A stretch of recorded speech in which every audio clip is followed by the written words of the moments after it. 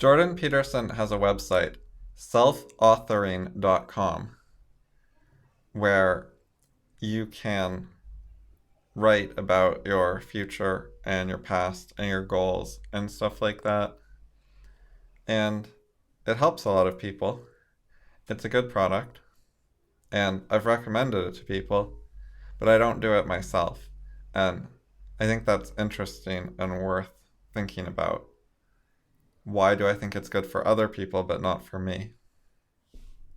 There's 4 parts of the self-authoring. Oops, 3 parts. Future, present, and past.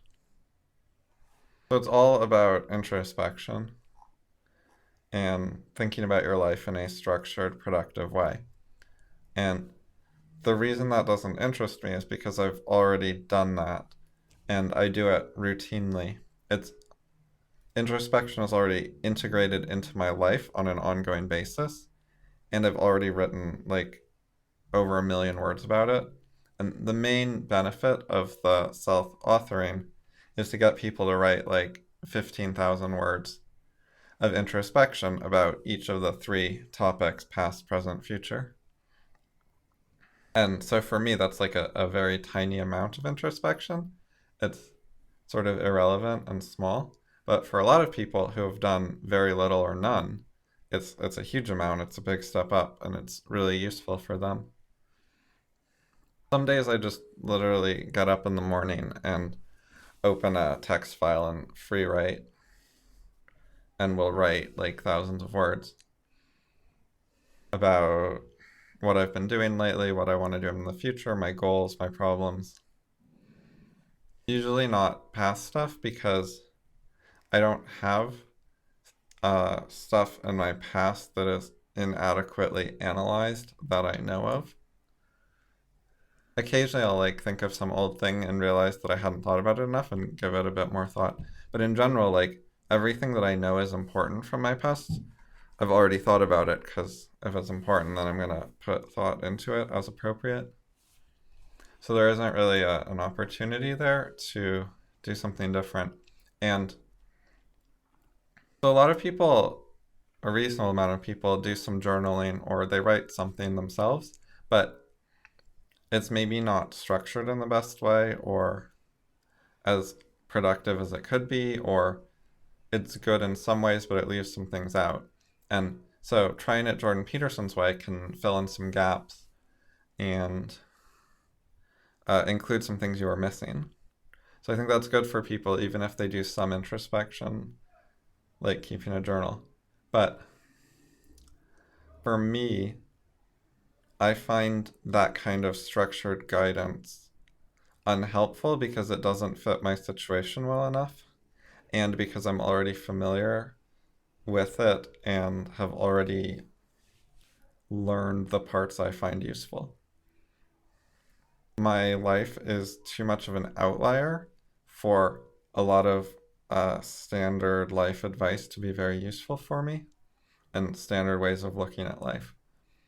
And a lot of the like common advice that people find very helpful, I already know about. Whether it's helpful for me or not, either way, I already know it. I'm familiar with that stuff. A lot of people just haven't thought about these things very much and like aren't super familiar with common things that lots of people in our society already know.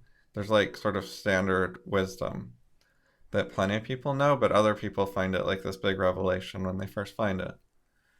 And some of it is great when you first find it, but if you already know it and have dealt with it a lot, then it's not as useful. And I already have a lot of experience, not just with introspection, but also with analyzing other people, giving life advice, and also recognizing things about them that they don't understand about themselves. I do that in discussions a lot.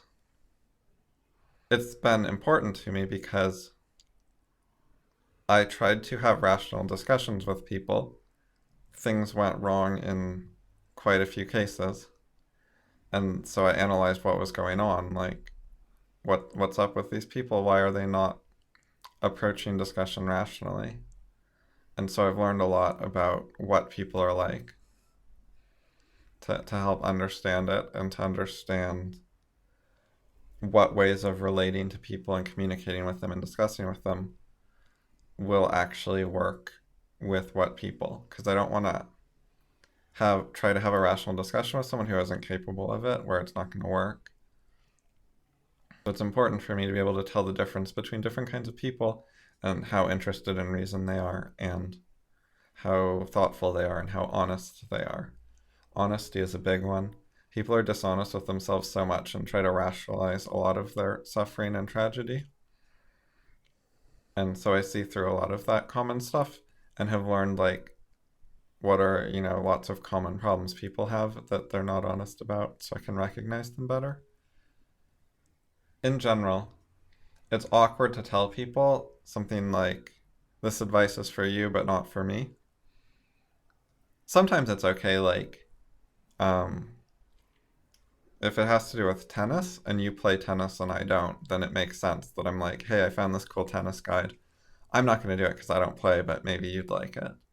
But when it has to do with being better in some way, then people find it awkward.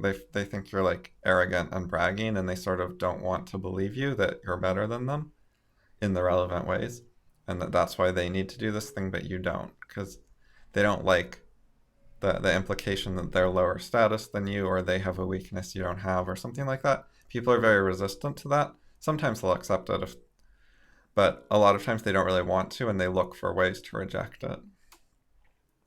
And those kinds of discussions can get into the realm of like appeals to authority, like talking about your status and your credentials instead of the actual issue.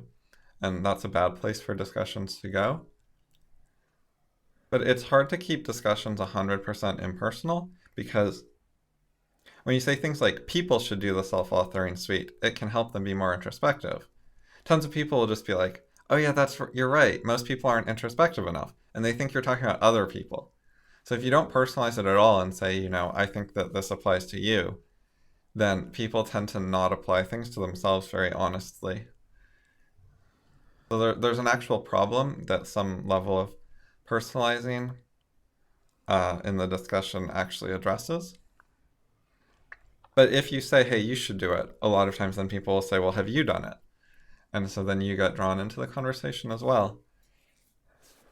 It's most awkward when moral judgments get involved, or when there's things people would call like difficult judgment calls instead of just looking at the evidence and facts. Like, as a factual matter, I've written a large number of words of introspection, and people don't have too much trouble accepting that. But if I talked about, say, the quality of my introspection, then that's where people would have a lot more doubts and a harder time accepting what I'm saying, because the quality is that people would call it more subjective to judge it, which I don't think is the right way to conceptualize that, but it is more difficult to judge in some ways. But I think the word subjective is one of the least defined words in English. People don't actually know what they mean by it in any precise way. So in general, I just try not to use it.